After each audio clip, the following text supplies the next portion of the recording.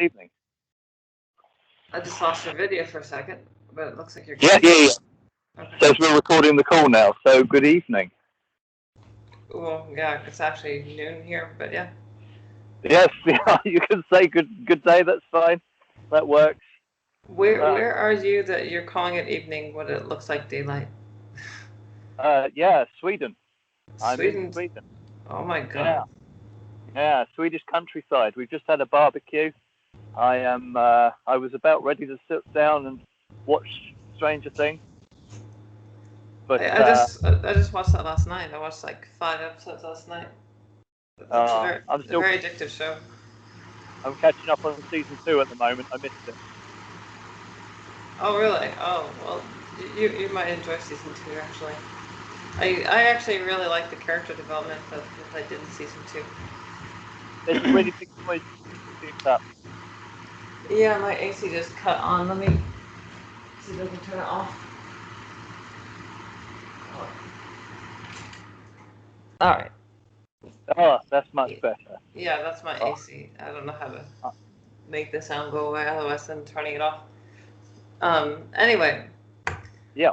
So yes, you'll like Stranger Things, I think, and then season 3 is actually getting really good too. I've heard that that's improved. Yeah, I do like it. Besides that, it's just astounding to me that there's so much daylight where you are. I don't know if I could handle that.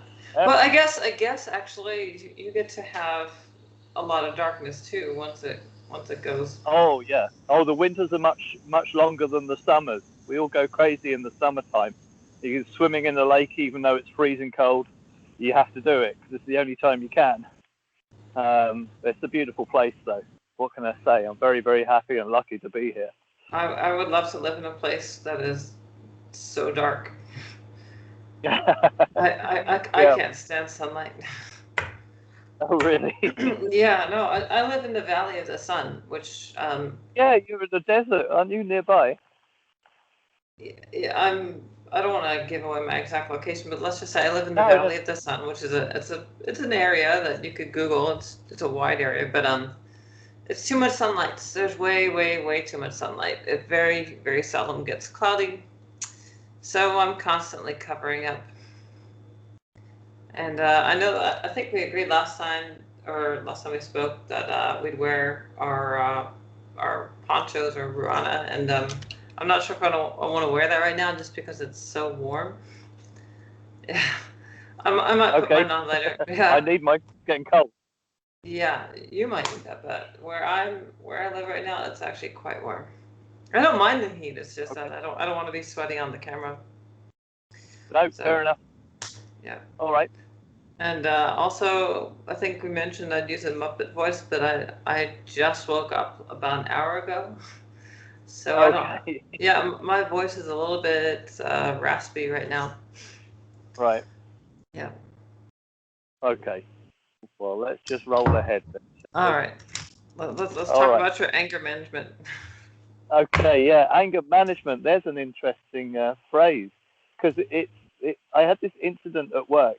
I was riding a moped and on my way back to the office, and a teenage lad just jumped out into the middle of the road, made direct eye contact with me, and went whoa like this to scare me off my moped. It was like 30 miles an hour, you know, and I sort of came like it was just such a sort of interruption to reality, but it was personal because of the eye contact. Mm-hmm. And so he had another friend with him, but I carried on for a little, you know, not just a couple of seconds, but I had the opportunity to turn around, so I did. I turned around and I went back, and the kid ran off, abandoning his friend, who obviously, being completely innocent, didn't run. He was just like, what's going on? And so I started telling the friend, I said, you can't be doing stuff like that, man. You can't jump out into the middle of the road and scare people off their mopeds. I mean, what do you think is going to happen? Anyway, the other guy came back because obviously he realized he'd abandoned his friend and had to come back. And I just wanted this kid to realize he'd done something wrong. And I guess that was what was driving me. I was saying what I can't remember word for what I said, but I was very focused in what I was doing, and I simply was saying things like, you know, what you did was wrong. It was a very stupid thing to do. And I said, uh, you've got to learn to be wrong when you are actually wrong. And his face kind of dropped in a sort of like look of surprise for a moment. But he then continued, in his reply, was telling me that I was an idiot and I was stupid, which kind of hit me the wrong way, to be honest. I just needed him to concede his error, you know? I needed him to be wrong because he was wrong. And that's right, to be wrong when you're wrong. It's not right to be better than the person who's telling you you're wrong when you're wrong. Right. So he deflected because he didn't want to feel bad. Exactly. Yeah. Exactly. And I just wanted him to acknowledge that he kind of fucked with my mortality. You know, I could have easily come off that thing. So I was expressing a human rage as an adult to a child. I wasn't dangerous, but I was angry. And because he wasn't giving me what I wanted, I actually revved up the moped a little bit and just jumped it at him a couple of like less than an inch each time, you know, sort of like this at him. And he was like, what are you doing? What are you doing? I said, I'm frightening you. You know, like I knew that's what I was doing. I am frightening you. Anyway, this adult came out of nowhere in a smart suit and a disapproving look, and he asked me what I was doing, and I explained what happened, and he just pointed at the company logo and said, "But you represent a company. You can't behave like that." And I was immediately demoted from human being to human resource, but I accepted it because that was the structure of everything, you know. And then I ended up leaving that situation, going back to my work, and I told him what happened because it was like, you know, and it turns out that it's a thing. Kids are jumping out in front of people's cars at the moment. They're jumping out in front of taxi drivers. They're jumping out in front of mopeds. They're jumping out in front of buses. It tends to be people who are working. Are these people that are they doing this for social media or what? Well, there were no cameras, but it seemed to be just a shits and giggles kind of thing, you know, just doing it because it's funny. And so anyway, so I told my boss about it, and she was actually a bit concerned because as a boss, she obviously agreed with the guy who said that I was representing a company. and she said, and she worded it like, you're our employee and you used your moped as a weapon to a minor. And suddenly the reality of how this thing could be framed just began to take over. Like the structure of the ruling mechanism would not accept my explanation that I was a human being that had my stability and safety threatened by an act of idiocy. I was all of a sudden a postman with a violent weapon assaulting a child. No, you're a. It's almost like a feudal system, right? So you're exactly, yeah. But it was. Go on. No, yeah, I'm just saying, like you don't. It's like you don't have any rights. You over everything to your lord, and your lord is your company, and so everything you do affects or reflects on your lord. So you don't have any personage. But the fact is, what you wanted to do was you wanted this person, like you said, to be wrong, so that he could feel contrition and not do this to anyone else ever again. Precisely. And that's a perfectly natural response. Unfortunately, that requires, for their part, it required this kid to feel connected to society in such a way as to feel that contrition. Instead, this person doesn't have those kinds of attachments, it seems. I see this a lot in Western societies. Is maybe it's because of social media, maybe it's because of city life, but we don't have those community connections that we used to. No. And that, I guess, actually, sort of what subdued you in that moment, a bit of sort of calling you out for being on your company moped, is that it reminded you that you're part of something bigger than yourself, which is like, Yes. so you default to that, but these kids should also be defaulting to that as well, but they're not, because they're not part of that institution of working for a company. One day they will be, but right now they get to be individuals, and they also get to be monsters. And so there's this. I can definitely get your indignancy. It's like, how come I don't get the same freedoms these assholes get? But it's like, I understand the repercussions. I understand why you shouldn't do these things. Yeah. These kids obviously need to learn this lesson, but they're not going to do that until they have to. And that's until they get until they actually drive somebody off the road. You know. Well, like, yeah. Well, even then they might. A thing I've noticed is, like, even when someone has colossally screwed up, they still tend not to come to terms with things, especially if they have friends that say it's not your fault, it's their fault, they should have known better, they should have been looking, or whatever. They're more likely to blame the victim than the person that actually perpetrated it, because, well, that's what you do for your friends. You support your friends, and if you don't support your friends won't support you. And I don't think, actually, in Western society that we do keep one another in check. I think that's a thing absolutely that friends should be doing, is saying, hey, hold off there, you cross the line. But I think generally it's like, we have this childhood mentality that you don't do that, because it's almost like ratting on a sibling. You don't tell a parent, like, what your sibling did. Well, I guess some kids do that, but, well, let's just say you don't tell an authority figure what, like, don't tell a teacher or whatever that a kid did this, because someone might end up doing the same to you. You want to be able to get away with your shenanigans. But suffice to say, it is a very juvenile thing. I just I think that our Western society, which is connected through the internet, it's something is stifling that progress that keeps us from developing a greater sense, or a sense of something greater than ourselves. Yeah. Yeah, it's what you said about the feudal system. I was going to say it was like being put in a caste system. That very definite. That's what I meant by the jump from being a human being to a human resource. Yeah. It was like the branding was interesting, but the clarity of the anger was very unusual experience for me.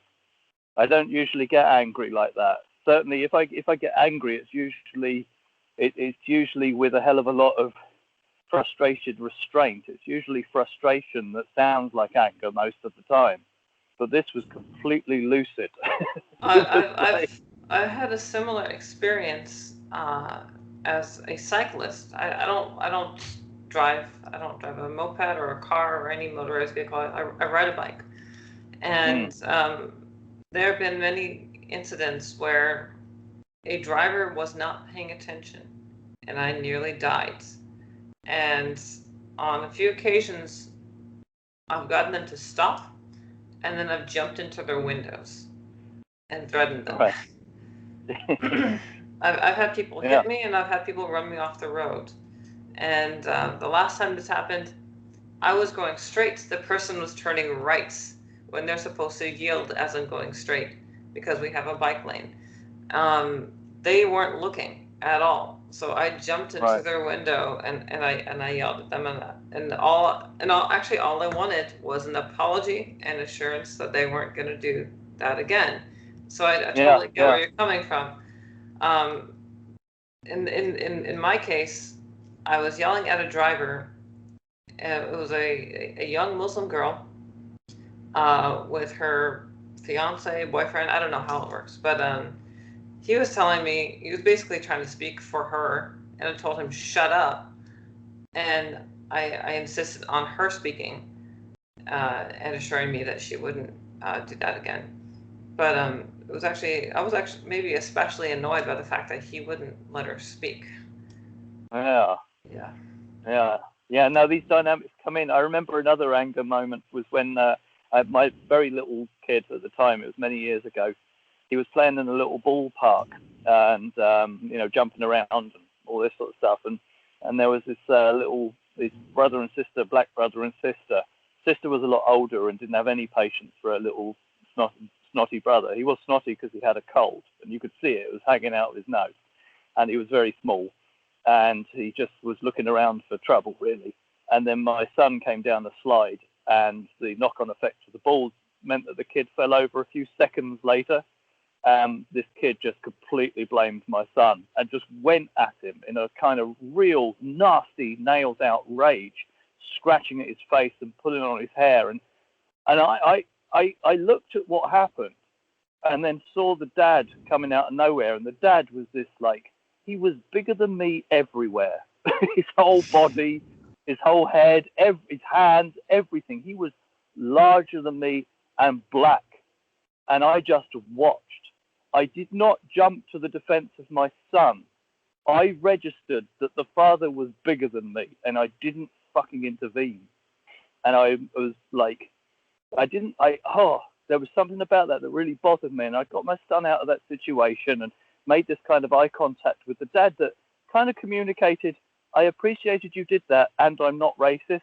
It was so annoying that was the societal trigger in me that made me react that way. It shouldn't have mattered, but apparently it does. We've had it so beaten into us now that we got this sort of like this post-racist society idea means that we have to be like consciously aware that other things are more important, and it just drives me nuts. Anyway, I pulled my son out of there, and I took him into I calmed him down and took him into another room that was like to do with arts and crafts.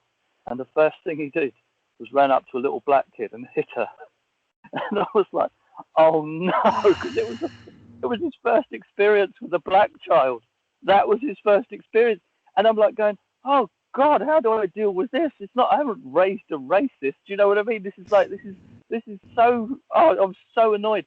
Anyway, as the months went on, without any further incidents, we were on holiday in England, and my son was climbing on a fire engine that had been turned into a climbing frame at this park.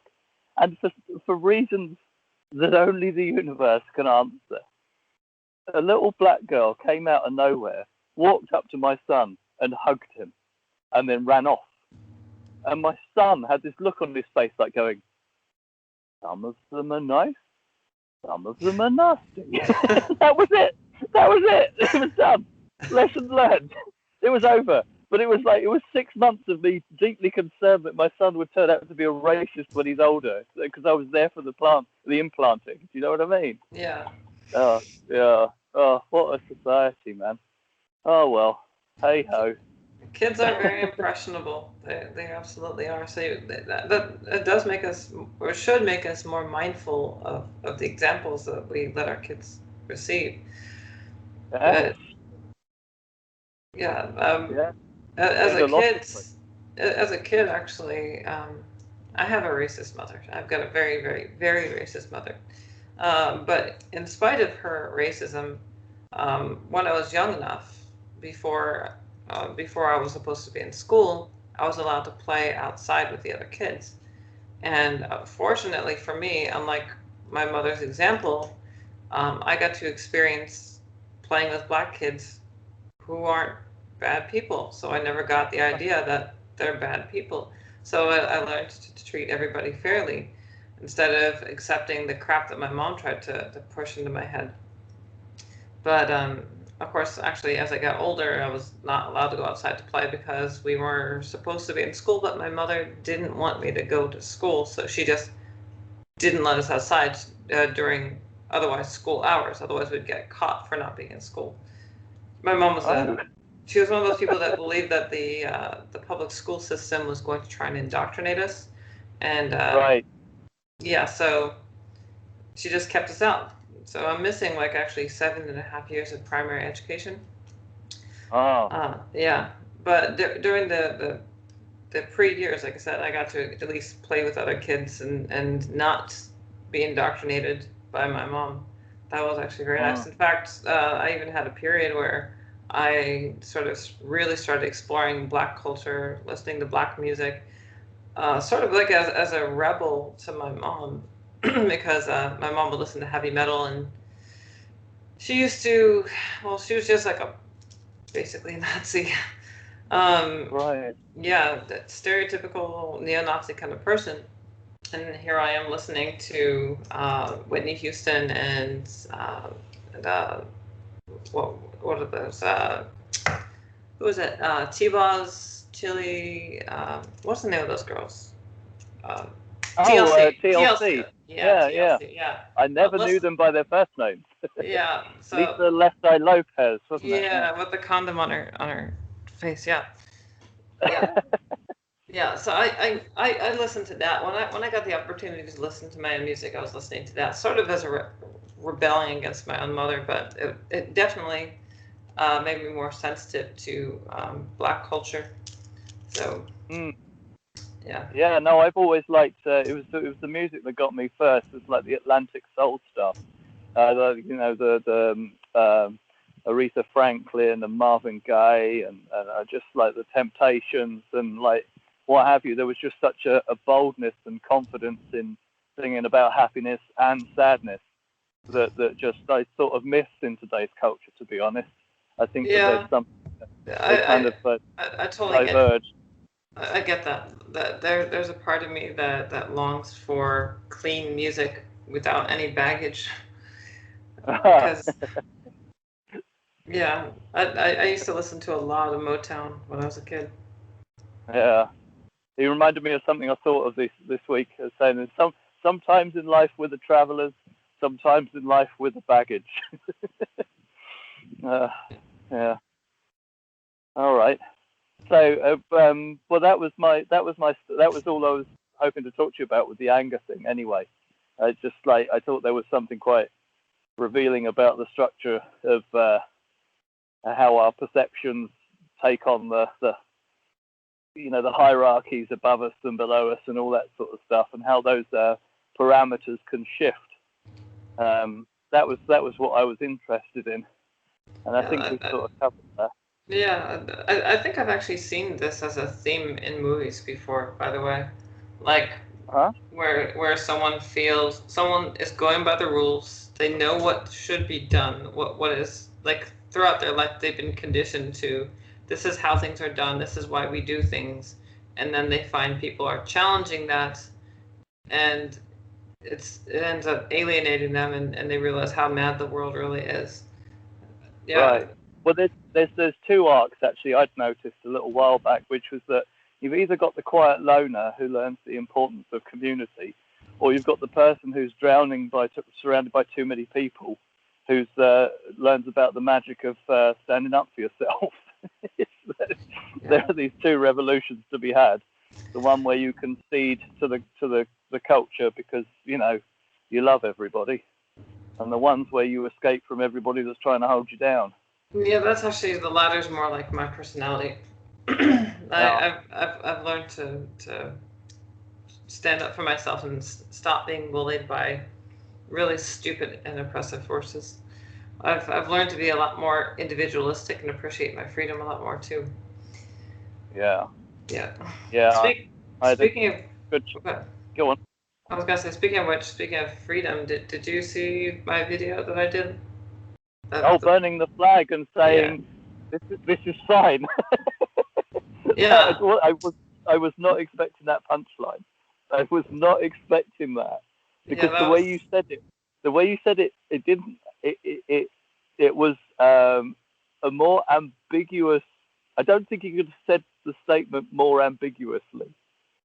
It was really good because obviously the flag burning and the sitting down on the chair with the very like set up camera, like this is my pronouncement kind of moment, and then to end with the line that ambiguously delivered was just like I really liked it.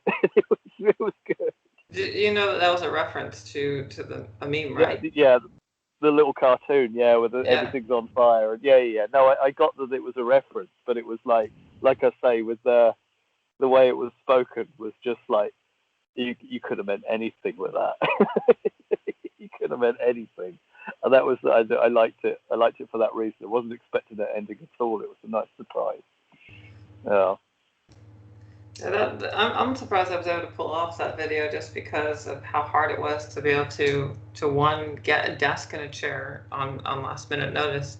Also, that was in a parking lot, and the camera was actually resting against a trash can, or a large trash receptacle for the business. So yeah, I'm lucky that I got it to frame just so perfectly in that. But yeah, that was. I had actually hoped to do this indoors. I wanted to be able to do it indoors with better lighting. I ended up having to adjust the video because otherwise I was too shaded in it. But yeah, if I had the time, I would have added more humor to it. But I think it as it stands, it's perfect. It was the perfect 4th of July video. Well, what I also wanted was I wanted the other flag that I laid on top of it to be more visible, which happened to be the pride flag, because the whole point of that video was to show that you can burn these symbols and it's okay. That's just your freedom. So I wanted to show, like, on the one hand, you've got the American flag, which on the left, it seems they're associating that more and more with nationalism, and so which it shouldn't. It to me, it represents our freedom, and I actually had mixed feelings on burning it. But then on the right, you have the pride flag, and that to the left, that really represents their freedom more. So I wanted to alienate essentially the nationalists, but also the leftists, which essentially two opposing sides, to show that I don't care about. I'm not partisan. I'm not trying to pick on any one side. It's about showing that regardless, your symbols don't mean anything. Well, your symbols do mean something, but when you burn them, it's not that big of a deal, because regardless of whether or not you burn them, those things that they represent still exist in our minds, in our hearts, in our actions, and most importantly in our actions, because freedom is a verb, right? It's not just something that you say you believe in, it's something that you do, absolutely. And in the descriptor in the video, I describe it as immolating the flag, which, if you're familiar with the term or the word immolate, self-immolate. Yeah. Well, not just self-immolate, but to immolate is to burn something in a sacrifice.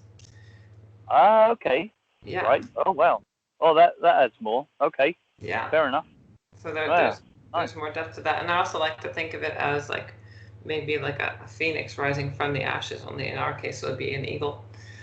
So that freedom will never really die. Yeah. Right. Yeah, I've been having like some very nice sympathy with the American concept of freedom this year. Something has changed. I don't know if it's just culturally or it's just me, but like I think a lot of it is to do with the Brexit business as well. I mean, the sort of schism that's like appeared throughout all of Western culture. You know, call it the Trump leftist division or the Brexit Remainer division. It's obviously something deep in the was it Anglo-Saxon? I mean, where would you even put the original flag to start with? You know, there is obviously this split that's something to do with freedom and fairness. I mean, we obviously want the balance between the two, and too much of one certainly brings pain to the other. But like I got into I came up with a little dig on a Facebook page, and I asked, I said, dear Americans, you have a Pride Month, you have a Black History Month. Why are you only independent for a day? He little smiley face, you know. And a lot of people picked up on this. Like it was it was interesting, the thing to have, because there was so much good humor in responding to it that I think people found the joke an invitation to demonstrate how humorous they were, and that was nice. I liked that. I liked that it came across well. I liked that I could answer back and still get funny replies. Somebody posted a picture of an eagle saying, "Are you free this weekend?" and staring off into the distance, "I'm free every weekend." So there was this. It's such a deeply understood part of your culture. I think it's at least 200 years old, isn't it? It's in everybody that lives there. So that could be a really good identifying unifier. You say that, but there are those that believe that we're not still free. There are those that have been convinced that this whole time they've been oppressed, and that's actually quite dangerous, because they're being encouraged to take radical measures to rectify their lack of freedom that they think that they don't have. Which I honestly think, and I think Tim Pool has made the same point about this. Put them in another country, just for a short period of time. Let them experience what a lack of freedom really is, and then they'll appreciate freedom over here a lot more. Yeah. But it's but there's always been in the history of America somebody predicting it's all going to come crashing down. There's always it's actually part of your culture. Well, it's the Christian thing, isn't it? The Armageddon and all that kind of business. Well, okay. So a couple things to go into this. One, we know that, from the very founding of our country, we've known that our freedom is not guaranteed. You have to fight for it. That's how we got our freedom in the first place. So we're always reminded of that. But then there's also the knowledge that empires come and go. They wax and wane, right? And so we've looked at history, and we've seen how quickly they rise and how quickly they fall. And we look at what it looks like around, at their period of decline, we know what it looks like in their society. And it looks like we're about ready for another fall, although who knows, it could go either way. Yeah, that's what's disturbing for us. And then, like you said, there's the Christian element that has been looking forward to the last days, it seems. I mean, certainly in my family, even though my mother was sort of a neo-Nazi, without being declared as such, but basically she was a neo-Nazi for a time. She actually got better. She's not nearly as bad as she used to be, thank God. And we can thank social engineering by way of sitcoms for helping to diffuse some of that racism. But as a kid, she used to try and prepare us for the end of days, and she used to make us watch movies and tell us stories from the books that she'd read that would be saying that, according to these books, according to this, whatever, that we are living in the last days. And one of the things that these kinds of people look at is what the government's doing, and government oppression, how they little by little start taking over states' rights and individual rights. And so, and I don't want to say that I agree with it, but what I would say is, there's always an element of truth. And anytime you have a conspiracy theory, there's always a little bit of grain of truth, and that's what gets them going. They're like, oh, see, this is confirmed. We see this here. We see this pattern. And yeah, there are those grains of truth in there, but you need to separate that from the radicalism, the crazy mindset. We do absolutely have a government that has been trying to cede powers from the states. This is true. And the individuals, even the family unit, is losing more and more autonomy. For example, like how you want to raise your kids. You can't spank your kids. The state will take away your kids if there's reports of so-called child abuse from spanking your kids, things like that. Or in some places, they'll take away your kids if you don't let them transition. The little bitty things that they like to say that are child abuse. So that's and that stuff was going on since as long as I can remember. But this is what these kinds of people use to justify their mentality and why they need to prepare for those end of days, because what they want to do is they want to just go out into the wilderness and live off the lands until all this boils over. That's what they think is going to happen. That in civilized society, it's just going to come crashing down. It's going to be Sodom and Gomorrah. There's going to be disease and pestilence, but they'll be, the ones that move to the wilderness, they'll be fine. Which is, I think that's kind of crazy. Also, I don't think that. Well, where's the wilderness? Yeah. Yeah. It's kind of hard to be alone anymore in this day and age. Anyway, besides which, we sort of killed off a lot of the wildlife with the way that we. What was it? Even the wolves in North America are dying off. So, yeah, there's. Well, look at it this way. I heard a podcast once about this American born-again Christian guy who lived in New York City. He was absolutely convinced the world was coming to an end. And then one weekend he had to go to a family do out in the countryside somewhere. So he went and did that. And then when he came back, he thought, I quite like the countryside. I'm going to go back out there. And he made a habit of it. He went out to the countryside every single weekend. And then one weekend when he was coming back and he saw New York City out the train window, he started noticing that then he began thinking about the end of the world. And he'd never thought about it every time he was in the forest. It just never occurred to him. But when he was in New York, absolutely everything was making him think it. It was purely like environmental trigger, So it's quite, and the media we ingest is as much part of our environment as well now. So I actually learned this thing this week that I quite like, to do with the word attention. The history of the word attention in Latin has something to do with ad tendon, as in like what you put your hand to, like a tendon. So the things that we look at, a lot of them are so major, with climate change, the environment, Trump, blah blah blah, all that sort of stuff. They're so large that when we give our attention to them, we're immediately caught in a feedback loop of our own ineffectual position with this thing. It's like we're staring at a tyrant, a titan rather. We're looking at titans with a little sock with a rock in it, and that only works in the stories. So with these titans are unarguably bigger than us. So I think we are obliged to actually start being more focused on the local. I think the local is sort of calling us. I mean, this lack of community thing that we started talking about kind of implies that as well.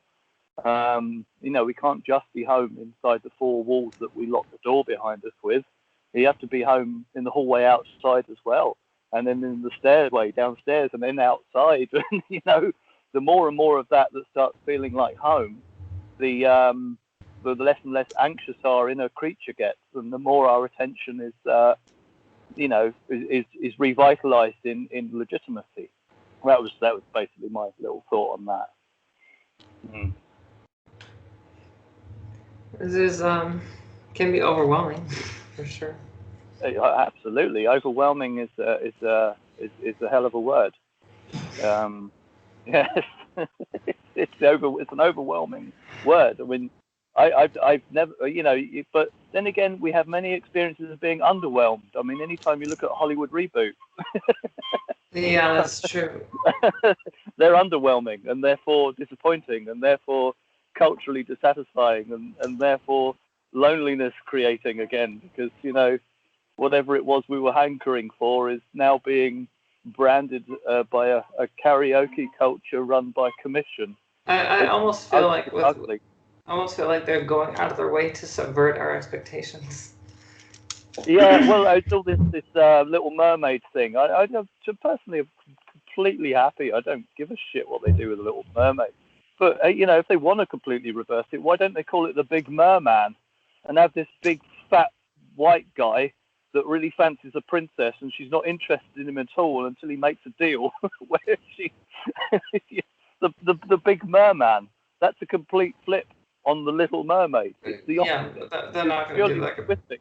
They would cherry pick it, of course. But what I find interesting is it's what lets or what pushes Hollywood to do things like that is intersectionalism and the funny thing about that is those same communities that push that kind of progress or change or whatever are the same ones that accuse people of cultural appropriation.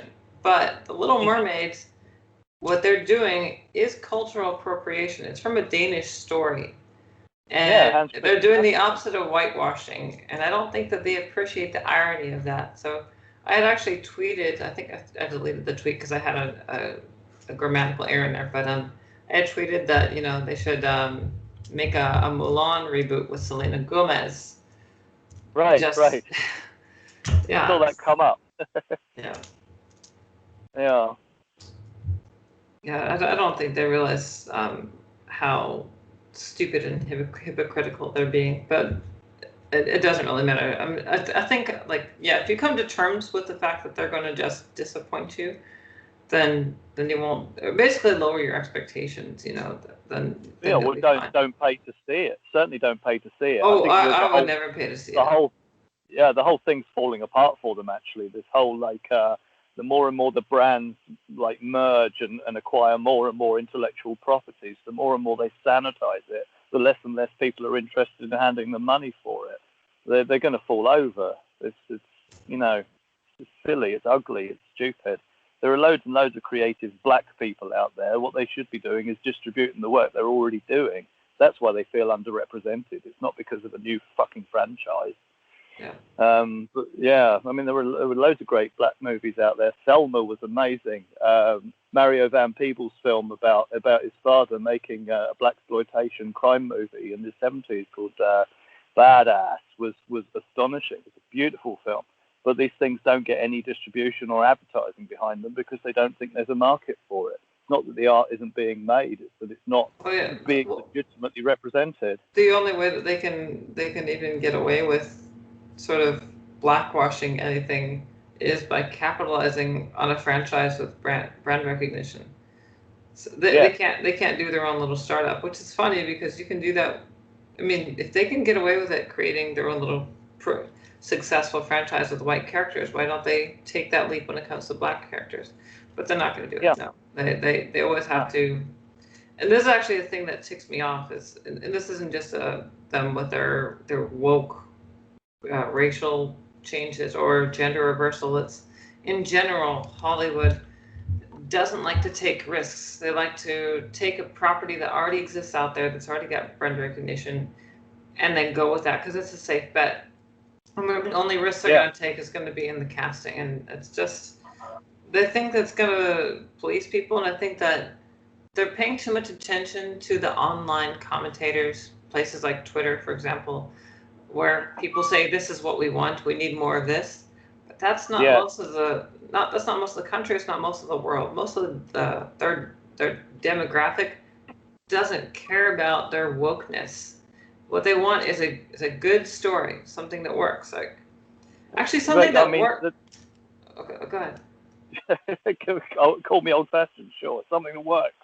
Now, I noticed this with all the best films were films that blow you away because you had no idea imagination could go in that direction.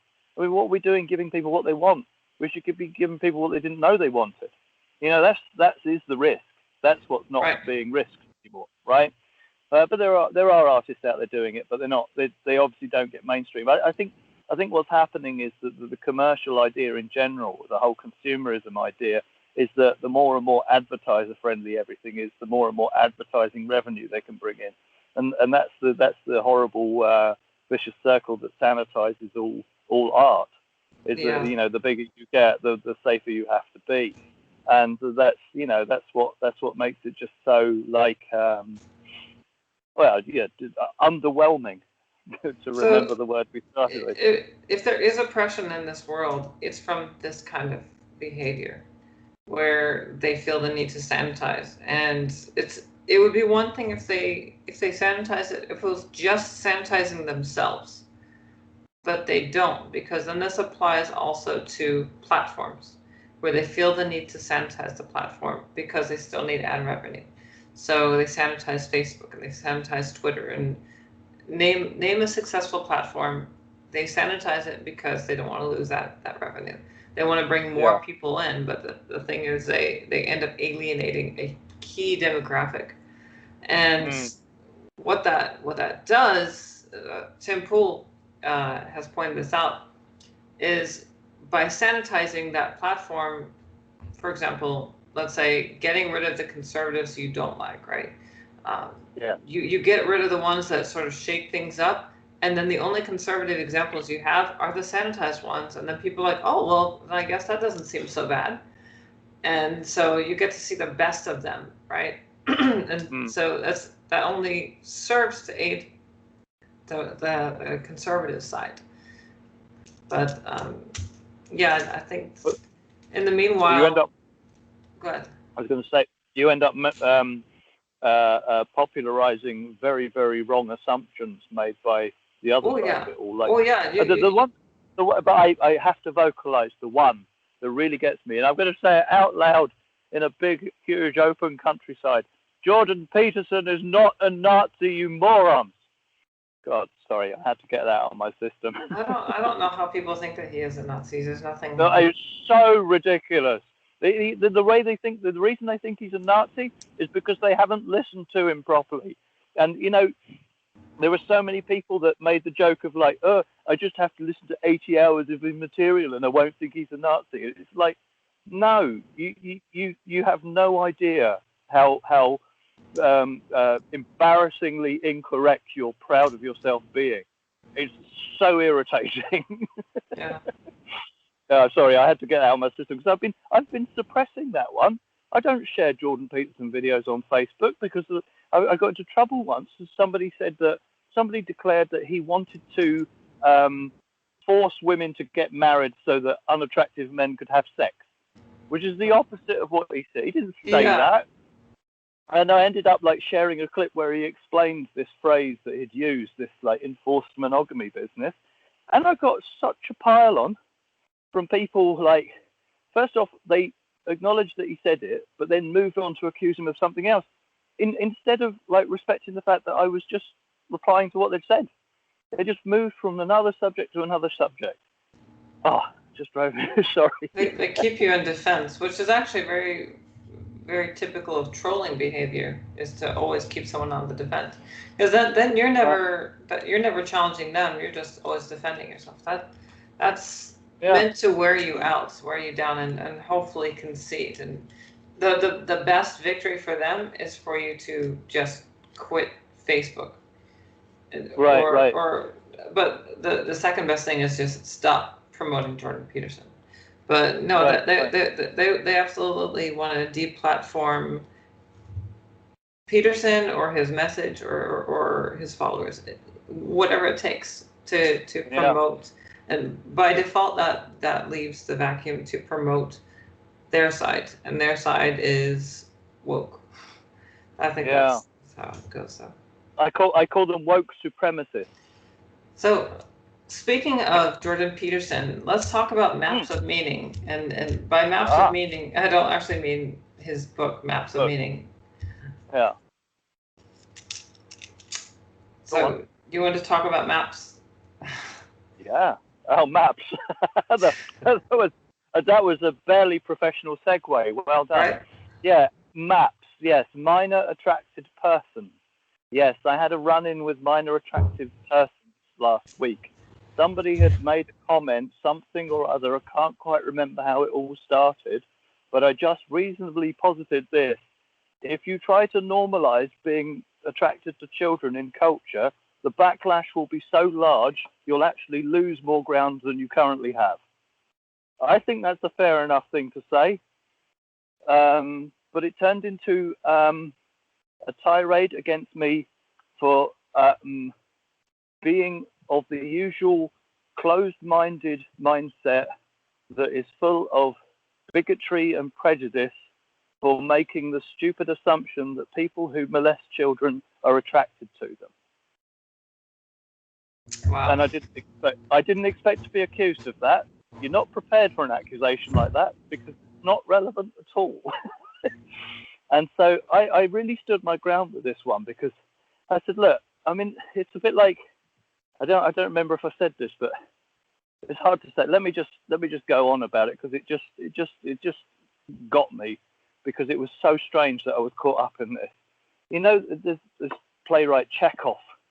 He had this thing about if you write a play and you put a gun on the mantelpiece in the first act, it had better go off in the second act.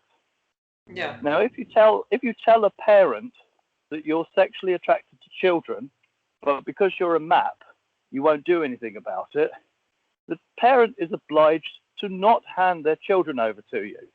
I don't give a fuck. Because if you do act on it, the parent has already had the information and they shouldn't have handed them over to you. That's what it's like to be a parent. I mean, if you learn there's a wolf in the woods that's been trained to not eat children, you don't go, off you go in the woods, children. It's a parental thing. You err to the side of caution. That doesn't make parents prejudiced against people who are sexually attracted to children. Or it just got me.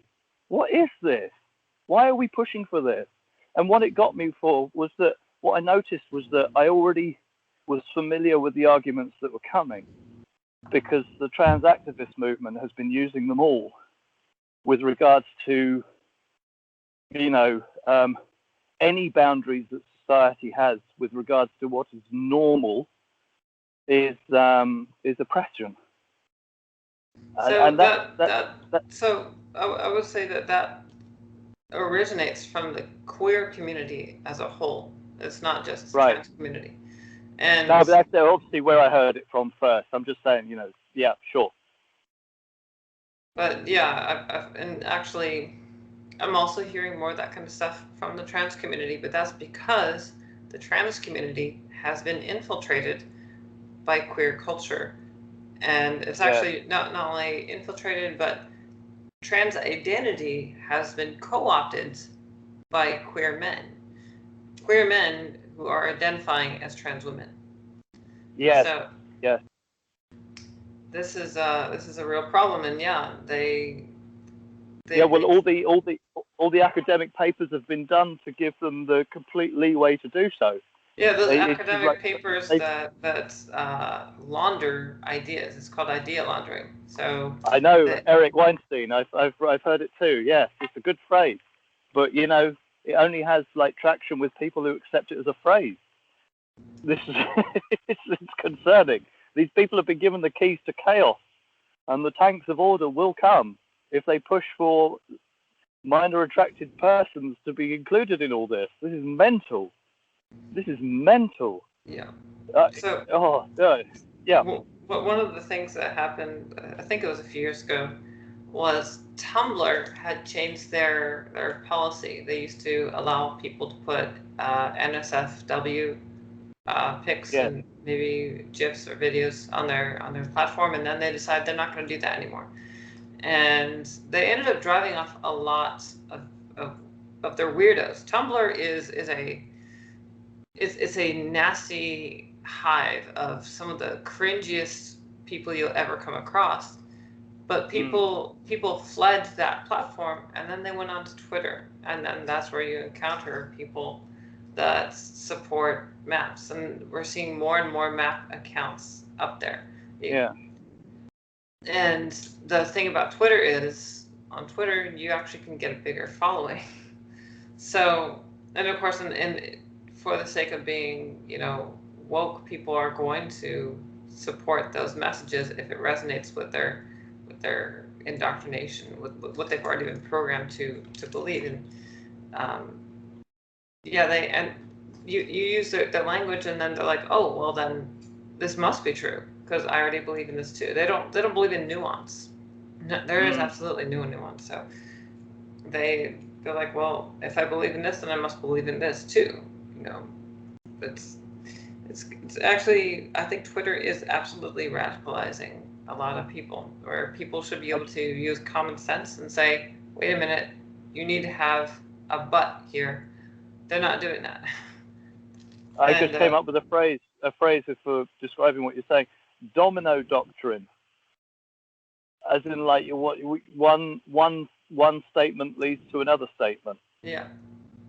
And if you've accepted the first one, then you're caught in the tumbler or the tumbling, you know? These people are caught in the tumbling. How's that? That's quite a good poetic description of it. You're familiar with Benjamin Boyce, aren't you? We talked about him before, I think. Very familiar with Benjamin Boyce. I did an interview with him. Yeah. Oh, did you really? I may have even heard that. He's a good one. He did one very recently with a mother of a daughter who went through transition because she got. Yeah, that was astonishing. The woman was so frank and candid about it all. It was she was a real human being, and it was outstanding actually. Very, very informative on the parents' point of view. For any kids out there who are drowning in the tumble, they might want to listen to what the adults are actually saying, the reason why they're saying it. This whole thing about lived experience. Why on earth are young people's lived experience more valid than old people's lived experience? Where do they get that from? It's like, adults have lived longer. Surely that's more experience, you know? It must mean something. Yeah, better. We better find a way to be better adults, I guess. Which I guess brings me back to shouting at a child on the highway from a moped.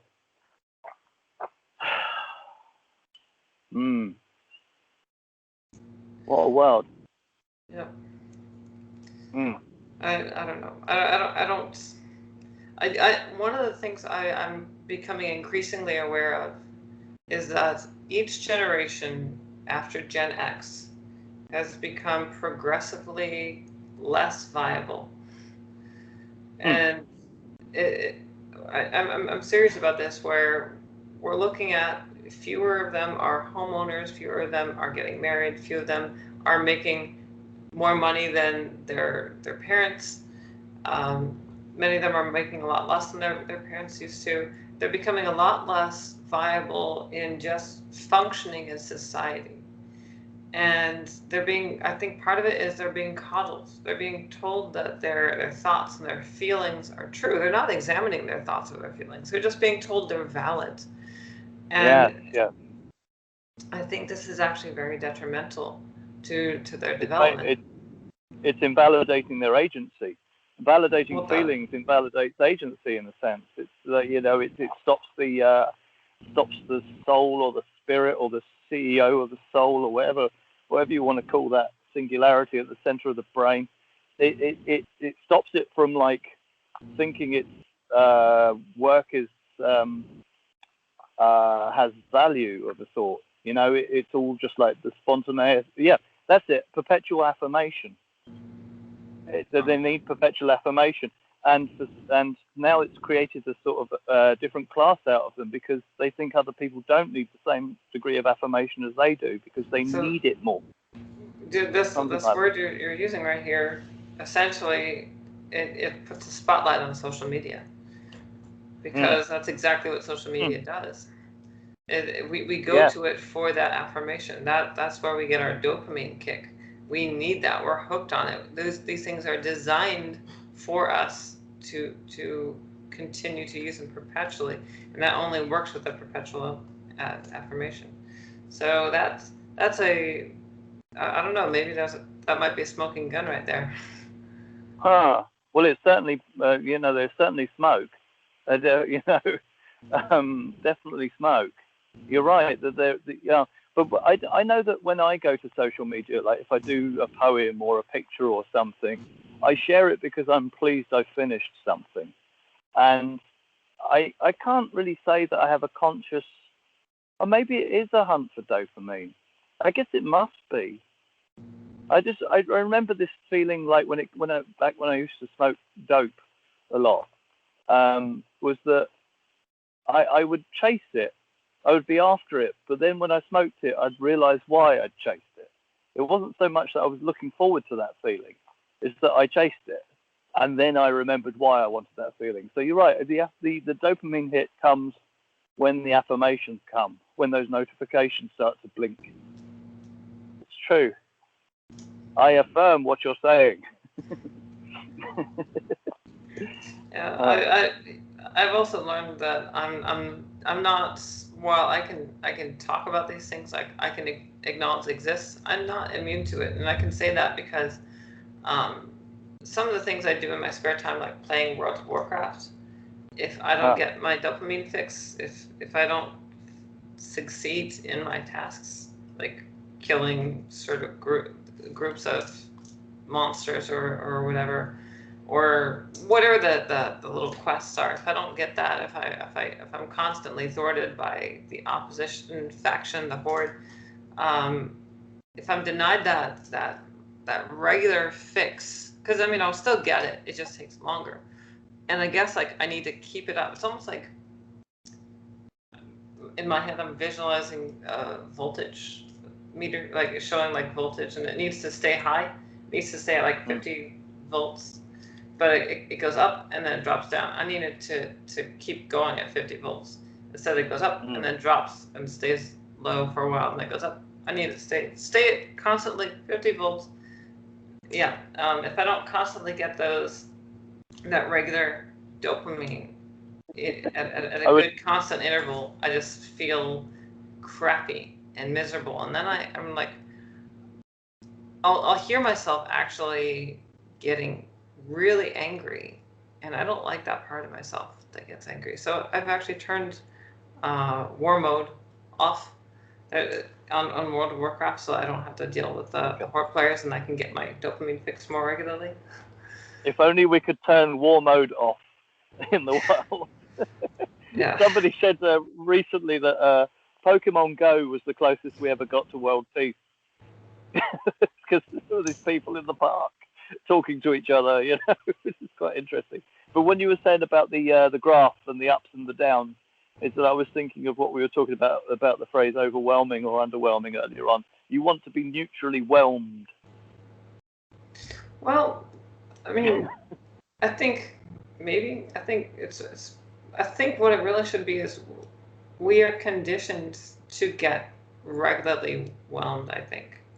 At least, well, we're maybe I shouldn't say we're conditioned, but we're set up in some way that we should be expecting regular whelming. And instead, I like a good whelm. Right. And instead, I think we do end up getting underwhelmed a lot more often. But hold on just 1 second. I just want to introduce you to my next door neighbour. Hi, this is Frederick. Hello. Howdy. So, hi. We're doing a live stream on YouTube. I'll catch up in a little bit. All right. Well, this is actually on Skype, not YouTube, but it will be on YouTube. It'll be uploaded to YouTube. Yeah, I know. You're recording. Yeah, so I was speaking for the future. Oh. Okay then. That's where I live. I come back to visit people. It's all going to be fine. Everything's fine in the end. Just do the right thing. All right, there we go. Yes. All right, now let's. I don't have a good segue for this, but let's get on to what happened a week ago in Portland, Oregon. Yes. Yeah. So. Okay. Let me ask you a question. How do you feel about being a Nazi? How do I feel about being a Nazi? Yeah. I don't like the feeling at all. I hate the idea because, as far as I understand, the Nazis were the worst thing ever. So why are you a Nazi? Well, I never have been a Nazi, and I've never identified with the Nazis in the slightest. I'm sorry, but that just doesn't hold up. You see, I happen to have talked with a lot of people, and they say that you're a Nazi, and they never provided me proof, but they said you're a Nazi, therefore, I'm sorry, but you gotta go. You know. Well, you got to err to the side of prejudice, really, haven't you? I mean, you've heard bad things about Nazis, and you've heard me called a Nazi. Why would you bother listening to 800 hours of YouTube videos to explain why I'm not a Nazi, I guess? Exactly. But here's the thing, then. If people are fighting for the right to identify themselves, why do they get to identify themselves as unicorns and rainbows while they brand everybody else with a hot iron, calling everyone Nazis? Apparently, they're not interacting properly. So, in spite of their woke beliefs that you need to affirm someone else's identity, That only applies in tribe. Out of that tribe, none of that applies. So in tribe, you get to have your identity, and your identity is sacred. And of course, with your identity, if it's a minority identity, then you are oppressed. But when you are outside of that tribe, all that goes out the window. So you can be gay and Asian, both of which are minorities, arguably oppressed. But if you're, say, conservative, well, fuck you. You're a Nazi. I know. You deserve to get beat up. The impossibility of the position is that, first off, I mean, I noticed when the word grifter for just turned out of the past from nowhere, all of a sudden people were using the word grifter every fucking week everywhere as if they've been using it all their lives. And they hadn't.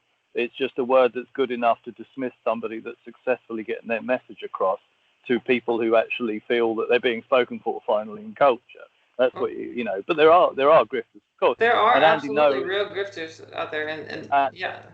Go ahead. Yeah, and they're giving grifters the cover by overusing it in the same way that they're giving Nazis the cover by overusing it. They're also you also get to say that Andy No isn't a journalist if you feel like it, as if we know what a journalist is. Is a journalist somebody who qualifies? Do we need a journalism license now? What is that, a blue fucking check mark? I mean, this is that sinister. You know, if you've got it's the blue check marks that are saying that he should have been beat up, that he should have known what he's getting into. I know. The blue check marks that are essentially using the same arguments that rape apologists use, that say, well, you should know better for being dressed that way. Yeah. Yeah. What was he wearing? Yeah, but the reason why I brought up what I said was this whole idea of him being a gay, Oriental immigrant, is that it's noticed that if a conservative brings that up, then they're only using that to win an argument, and you're against nuance. This can't be won. This can't be won with reason, because the whole reinforcement walls of the tribal axioms are solid, and we need to work out how to actually build the bridges. What they're talking about. There's a lovely line in this George Orwell book called "Coming Up for Air." It's about this middle-aged man in England, and the Second World War's on its way, and he's been nostalgic about his past. It's a lovely read, actually. And he calls it, the phrase "coming up for air" comes up at the beginning of the book, where he realizes he gets lost in nostalgia, then comes up for air in reality. And then as the book proceeds, and you know that World War II's on its way, he refers to Germany as that place where they think in slogans and talk in bullets. It's an astonishing piece of writing. He's well worth getting into for his essays. He was saying a lot at the time when the war was building up, and it's worth looking at if we really care. I think a peace movement is needed, not joining in on either side or identifying with either side, but actually being part of a fundamental peace movement that makes sense. Anyway, as the novel goes on, it turns out that coming up for air was his memories all along. It was his nostalgia for what he loved. It was what he loves is where the reason is. It's where the oxygen is. It's where the life is. And so it's no longer facing up to reality. It's facing up to what you love in order for reality to be called into existence once more, because people are getting a bit unreal out there. And that's, you can't make a doctrine out of that. You can only be, I guess. So I suppose it's like when we look fondly on our memories, we tend to romanticize them. We tend to idealize them, and some could say that's detrimental. But the reality is that outside of those memories, where things were better off, the real world is toxic. So there's merit in trying to return to that world that was, or at least trying to make the world that is more like what it was. There was one other thing. Yeah, when he was reminiscing in the book, he was talking about fishing in the river and how all the big fish have gone now.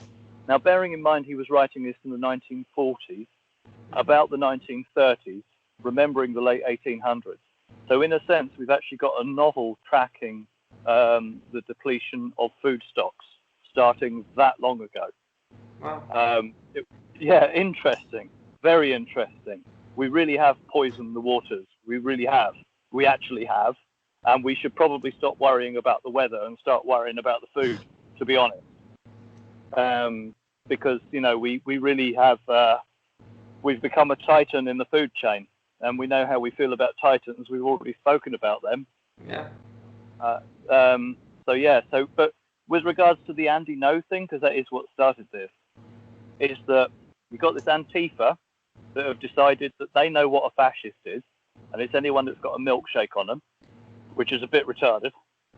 And then you've got these free speech advocates that are getting hit by these people who are calling them fascists for thinking free speech is a good idea.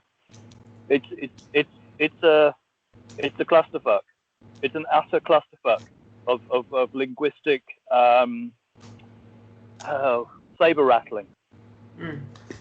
It's saber rattling, but they're both fighting because they believe that they're fighting a fight of self-defense. Yeah. Neither side is the aggressor, and both sides are calling the other aggressor. Now this is obviously a vicious circle, and I think more people see it than don't, and I think it's a minority still, but they're making a lot of noise. They are. And I don't, I haven't seen everything Andy No's done, so I can't speak for his doxing of people or all this, providing intel for the fascists, because what can we say about it? I mean, I've seen the videos of him standing in the middle of these Antifa people, and they're not very nice people to be around. They're being really, really horrible. And apparently that's what you got to do. So what these Antifa people are, I mean, you could say that they're radical leftists that stand up for an ideal. Maybe some of them are anarchistic or they're communistic. Many of them are just bored kids that want to get in on a fight, and they want to justify it using the principles that Antifa says that it believes in. But they just want an excuse to fight and make mischief.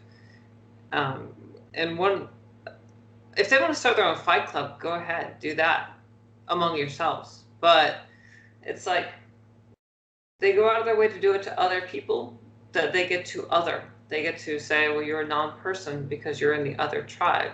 And since I've identified into this tribe, I get to do this to you. And it's perfectly justified. And how dare you respond to me? How dare you fight back? You don't have that right. I think. What? I think what's getting into their psyche is the fact that it's permission to let the beast out is because the beast is there to defend us in times of mortal threat. And I think the case has been made very, very strongly to a hell of a lot of people that it is a condition of mortal threat. They live in a world of total mortal threat now. And anybody that's seen to be defending the world for the way it is seen as part of that mortal threat. I mean, I wouldn't give them that much credit for thinking about it that much, but I think that's what's going on in the bias systems of the self-preservation stuff. If you get enough information about the Illuminati and blah blah blah and all this sort of we're all going to die, blah blah blah, all that sort of stuff, it's not surprising that the creature part of us wants to take the wheel. That makes total sense. Do you think that maybe the creature part of us that wants to take the wheel, that wants to sort of fight for its survival, it's misplaced its aggression. It thinks that it needs to focus its aggression on the free speech people, who don't even have to be right wing. They just have to be right of the left, right? So many of them are centrists. Some of them are conservative. A very tiny minority are alt right. Very, very tiny. That's fringe. But I think they're looking at it like, this is the threat. This is what we want to fight against. But they actually are rebelling against something else, or maybe what spurs that, what kindles their heart flames, is actually rebelling against the pointless lives that they lead. You know, they realize that their lives are unfulfilling, and they need to be part of something greater, and they want to feel like they've contributed to something. But what they really should be rebelling against is the monotony of a life on social media and working for a corporate soul-killing job. You know, I think that's where the revolution should be going, and instead it's targeted towards our brothers and sisters. You know, and I almost feel like that's by design. There's a social science book I had a brief flip through called The Long Revolution.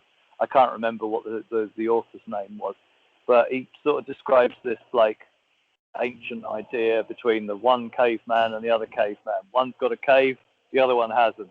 Thus began the revolution. It's sort of like it goes back that far, is that if you have this kind of narrative of you are the underdog, you know, overdogs are corrupt. You have that. If you get stuck in that point of view, then yeah, you actually get into a righteous train of mind, you know, righteous train of thought. And obviously, people who are born into the circumstances of privilege and well-being, all they see are a bunch of angry people that want to kill them. So of course they defend themselves and stuff like that. We've been engaged in this long revolution since the dawn of thought, and it's like, but that revolution was born at a time of limitation and on a flat earth, you know. But now we have limitation on a round one, and it looks like that beast is perhaps not what's needed at this time. If anything is the right thing to do, then all-out global conflict is the wrong thing to do. Certainly with regards to the well-being of and flourishing. We have this sort of scale between flourishing and horror, and we all prefer flourishing. And I think that rage of the beast has the illusion of flourishing, because it's it's just that successful hunt, isn't it? It's biting your teeth into a prey kind of pleasure, and that might be not the time to call that beast into existence. I'd rather get old. I'd rather die of old age, to be honest. And I don't know why more people aren't realizing they prefer that. I think maybe the you know, that live fast, die young thing, it gets old after a while, and you want to live slow, die old after a while. Yeah. You know. Do you think that maybe some of the problems that we're experiencing, or some of the motives behind these revolutions of so-called oppressed versus oppressors, this is actually a symptom of living in a privileged world? Like we have such an easy life that the smallest grievances are the straw that breaks the camel's back for us. And well, sure, because they represent. I mean, we've reduced so much of the life and death struggle to metaphor. I don't think you can get any more privileged than that. You know, that's it. That's what we've done. We've managed to reduce the life and death struggle to metaphor most of the time, and now we're bored. You know. Yeah. So if we actually had to struggle a little bit more, if we had to toil, if more of us were spending more of our time doing harder labor, but meaningful labor, something that actually counted, that actually helped others, I think that maybe. So I've heard arguments for returning to an agrarian society, and I think that maybe there's something to that. It's also, I think maybe one of the appeals that I can see in communism is the ideal that you're working towards something that benefits everyone. Of course, yeah. I can't agree with communism, because I think that its application is. But I don't think there is any good way to really apply communism. But I definitely agree. There's one major reason why communism fails. It's communists. They basically, they're caught up in this idea that they and only they understand what fair is. which means that they're justified in doing unfair things on the way there. It's a one when it should be a zero, it's a zero when it should be a one, and they see all resistance as evidence that there's more to do. They just get stuck in this, like, everything has to feel fair until my work is done.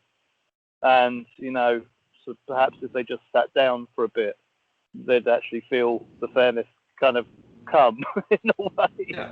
So And I yeah.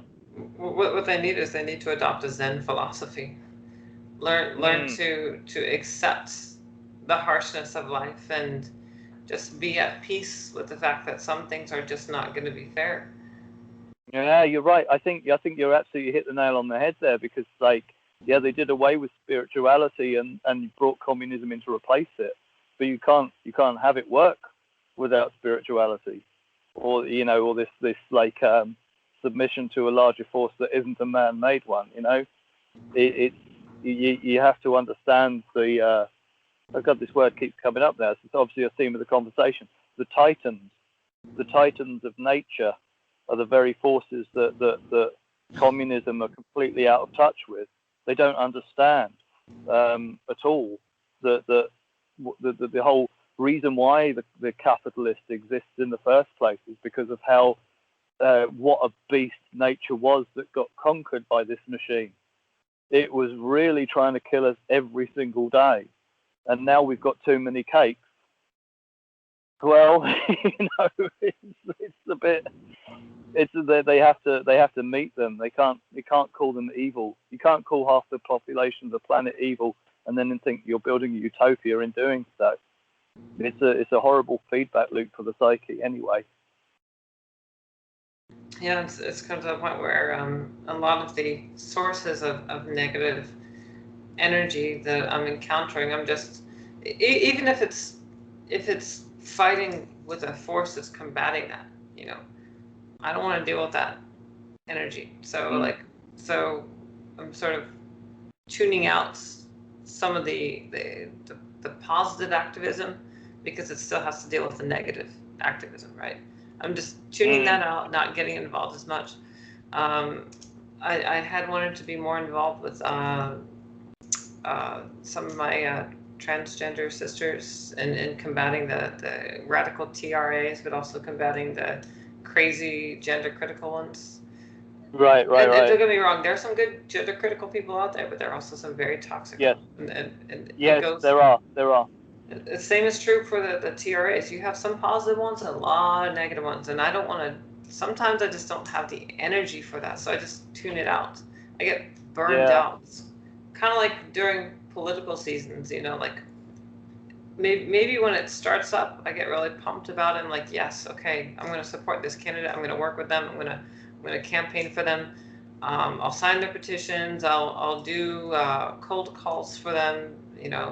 Trying to get people to register. But then after a while, I'm like, I don't want to do this. It gnaws at you because of all this, all the negative energy that they pour into it, and everybody's talking about how their side is being thwarted or oppressed, and the thing is, some of them have good arguments for it, but there's just only so much you can take, and it's only so much time of day that you have to offer them anyway. You feel depleted. I just feel like we feel depleted from all this. Yeah. So, actually, this election cycle, I'm not sure if I can be enthusiastic about it. I was enthusiastic about Bernie Sanders. Yeah, I remember you telling. But for this one, I'm not so sure. I might want to just sit with this one out. I mean, I'll support. My money's on Andrew Yang at the moment. I like Andrew Yang. But I also like Marianne. She's lovely. She's a lovely human being. This Marianne woman. Have you seen her? She's a peculiar woman, actually. Yeah, I have, and I think actually that she's the one that Dave Rubin is going to be interviewing. Hopefully. He's mom on it, but I think that she's going to be the one. She seems definitely up his alley. Probably because she's a little bit fringe. She's on the outside. Yeah. But God, she's so fringe. Yeah. She's hella fringe. Somebody did a wonderful job putting the music to Twin Peaks over one of her speeches. It was amazing, where she says Donald Trump has harnessed the hate, but we are going to come together in love. And then this crescendo music of the piano is like the Twin Peaks music. It was absolutely nailed it. It was absolutely perfect. Yeah, I've shared it on Twitter. You should have a look on my page and find it. A few entries down. That does But yeah, we find. Oh, it's so damn good. The music crescendos at exactly the right point. It's astonishing. Yeah, but there's the other one, Tulsi Gabbard, isn't it? Yes. Is it the one, the ex-military woman. Yes, I call her Wonder Woman. She's the competent one. Yeah. She's the one that comes across as competent. All the rest of them all come across as incompetent or naive, as far as I'm concerned. You want somebody statesperson like. She's the one who actually knows what government is, by the looks of it. She also knows. She also knows what we'd be sending our soldiers into if we went to war, because she's been blood. So yeah, I would like to see like a Yang Gabbard's ticket. Yeah, like that's it. That's actually where I thought Saunders and Clinton went wrong, is that they didn't team up. Why didn't they team up? I guess Clinton had too many business interests for Bernie to get anywhere close to the White House. Something like that. The thing is, that could have been a win-win. That absolutely. I kind of hoped, but also was afraid at the same time if that would happen. But yeah, that would have been brilliant. I think that at that time they didn't want to go that far left, but then they realized after everything was settled that maybe that's the direction that society wants to go, is go further left. And I think so. One of the things that Sanders did was he helped to, I don't want to say radicalize, but push the party a lot further left. Even further left, though, they went even beyond Sanders left. Yeah. Now it's getting really extreme. But, there was a very tidy way of putting it. Somebody put it once I really liked. Is that after the 60s revolutionary period, the left wing got the culture and the right wing got the money. And that hasn't really worked in the left wing's favor, because they've got too much of culture in their grip. That they just want to have politics next as well. It's a kind of like, that they don't understand how they are the oppressor to conservatives. They don't see that that's even a plausible suggestion. And that's what is like, that's why they got surprised by Trump, or why people got surprised by Brexit. It's because they don't understand just how in people's faces they've been with this stuff.